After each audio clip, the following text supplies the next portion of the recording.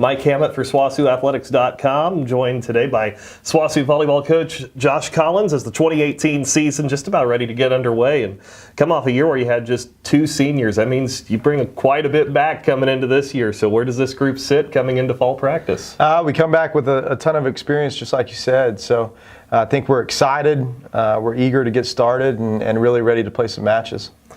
When you look at this year's team, what is it that stands out about what you have back? Is there a certain attribute that maybe stands out? For one, we're really athletic. I think that this is the most athletic team that we've had since I've been the head coach here. So, that'll play a big role in what we do and how we play volleyball. But also, again, just experience and leadership. We return a lot of that.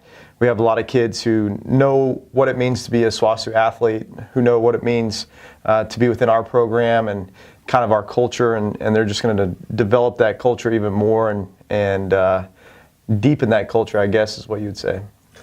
When you look at what you have on, this team, you talk about all the experience and everything. Let's kind of break it down a little bit. Let's start up front. Who do you see as being the ones you want to step up and help you out front along the net? Well, on the net, Kodee Avery, she'll be a senior setter for us and been with us all 4 years. So, again, she gets the culture. She understands what we're trying to do. We'll look for leadership from her. And then we have 4 middles, and all 4 middles I feel like are starting GAC conference middles. So I think that they're going to play a huge role in what we do. Then, of course, we return Danusha Sipa-Bourgeot, or more affectionately known as Nush. She's going to go get us kills out on the pin. And so we're excited about all of those returners for sure. What about back line? What do you see there? Well, we return Caitlin Dillon. This will be year number 3 for her. After 2 years, she's really close to getting that all-time digs record. She should do that this year. So we're excited about that. And then we also have Clemson Lancaster. This will be her 5th year with us. And you talk about a program kid who understands what it means to bleed Bulldog blue. Consistency seemed like something that maybe was lacking a year ago. You're kind of up and down throughout the year, had some nice wins, had some tough losses on ones that got away from you. What do you do? Is there anything you can do here early in the season to prepare and try to establish that consistency? Last year I think that we were very consistent defensively, but we just struggled on offense. And we've done some things in recruiting. We've also, kind of developed more of a connection in the spring with our hitters and our setters, and that will aid us. So, we're going to pound that early. We're going to really work on offense early in preseason and get that connection back good, and that should help us help our consistency going into the season. You mentioned the recruits. What can we see from the newcomers to this team? There's, like we've said, a lot of experience, but surely you're looking for some help coming into the program. Definitely, and it's a little bit confusing because we added 4 kids, but 2 of those are from SWOSU. So, I'll start with them. Elizabeth McVicker, she'll be playing middle for us, and a wealth of experience, 3 years of D1 experience, a year of coaching with us. So she knows exactly what we're looking for, and she's going to add a dynamic at the middle hitter position that will be very useful for us. Then you have Panina Famui. Panina was a part of that very successful basketball team last year here at SWOSU, so she knows what it means to win. She's extremely tough. She's going to bring toughness to our team and kind of a grit and attitude that we were lacking. We're excited about her. And then newcomers to our program coming from outside of the SWOSU walls, we'll have Emily Holm, and she's got 2 years of junior college experience, was an All-American. She should really give us some depth, and she's going to bring some offense out at the outside hitter position. And then Sofia de Santiago, Sophie, she is an incoming freshman, but she's a very good defensive specialist and will fight for playing time early. And go back to your 2 you're getting from within SWOSU and first Elizabeth. It's a little different to go from a coaching position back to being an athlete again. how much does that help where she has a relationship with a lot of these players because she was on staff last year? You know, it's a double-edged sword. Every coach always wishes that they could go back and play after they've coached. It's just eye-opening to see the other side and understand exactly what it is that coaches are looking for. So now Elizabeth has that fantastic opportunity to go back to the other side. You know, at the same time, it's tough too, you know, because you've just been the coach of a lot of these players, and now you're stepping into their shoes again, and so you're being coached. But I think that she'll handle that well. I think it'll be a great transition for her. When you talked about Penina, you mentioned being a part of a culture that was winning and bringing that to this program. How important is that, just the drive and knowing how to win? You can't put a price on that. It's so valuable to us, and again, just the way she walks with a swagger. You know, it brings that confidence to the team, and it didn't take long at all in the spring for her teammates to start feeding off of her confidence, to start feeding off of her toughness. You know, we would hit walls in practice where I'm yelling at them and getting onto them, and that next ball that Penina touched, it was going to be going somewhere in a hurry, and I think that our teammates felt that and are ready to jump on board with that. Let's get to the schedule. You open it up in just about 3 weeks to get it going already at Texas Women's. So, as always, a challenging non-conference slate. What do you see on that portion of the schedule? I think it's great for us. We're playing all D2 matches, and kind of a variety of programs where we'll see some programs that are always nationally ranked, and then we'll also see some programs who are trying to build. And so I think that that'll give us a good idea of what our conference is going to look like. So we should be battle tested and prepared when we go into the conference season.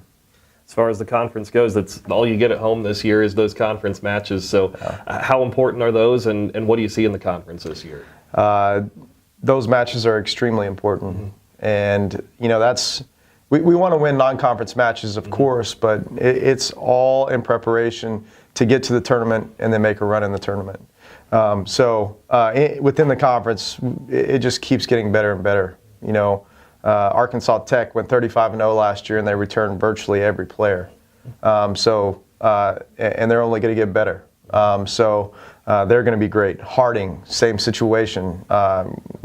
I think that they were either ranked or receiving votes, and so they're going to be tough again. But it's top to bottom. Every year, that gap between the best team and the worst team just gets smaller and smaller.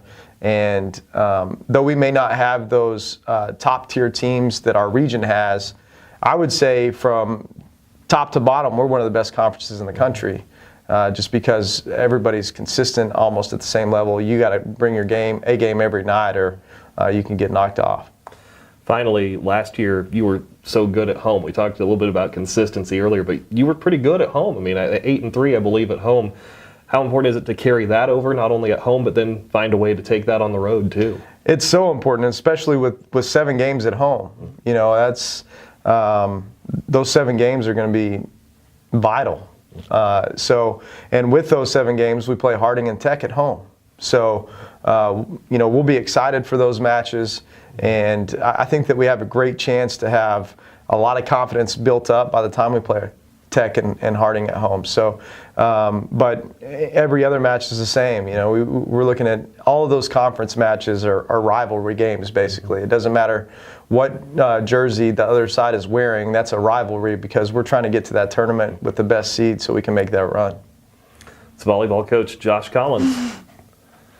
Joined by senior setter Kodee Avery as the new season gets here. And first of all, to be a senior, what's that mean for you to be here at this point in your career? It's a little sad for sure. I've tried not to think about it very much, but it kind of creeps up on you every once in a while. But I'm just ready to make this season the best out of all the seasons that I've been here. Looking at the team that you have coming back, I mean, you're very familiar with all these girls. What's the strength of these girls that are coming back to this team? I think the strength is that everybody knows the culture, everybody is bought into the family culture, and we're all ready to win. We're all really hungry, and I think that that's something that you can't you can't find very often with new people coming in. You have the interesting dynamic this year to bring Elizabeth McVicker in from being a coach last year and working with you that way, and now she's part of the team. And even Penina Famui coming over from basketball, a couple people you're familiar with, maybe still learning how to play with, but how unique is that transition and how has that gone so far? I was so excited when I found out that Liz was going to be playing with us because I used to set Liz just for reps and to get feedback for the middles. And so when I found out that she was going to be playing with us, it was just, I mean, she has so much experience and she's so good. And Nina, man, her attitude alone just lifts everybody up, like Coach said. And I'm just excited to play with both of them. Well, this year, an opportunity as a senior to be a leader and be a part of that group. What do you look for leadership, not only from yourself, but this group of seniors? I think, everybody leads in their own way. And so, and it takes everybody, it takes a village. So, I mean, just as long as we're all bought into the family culture and we're all going out there every day and pushing each other, but also working for the person next to us, I think that that's really important.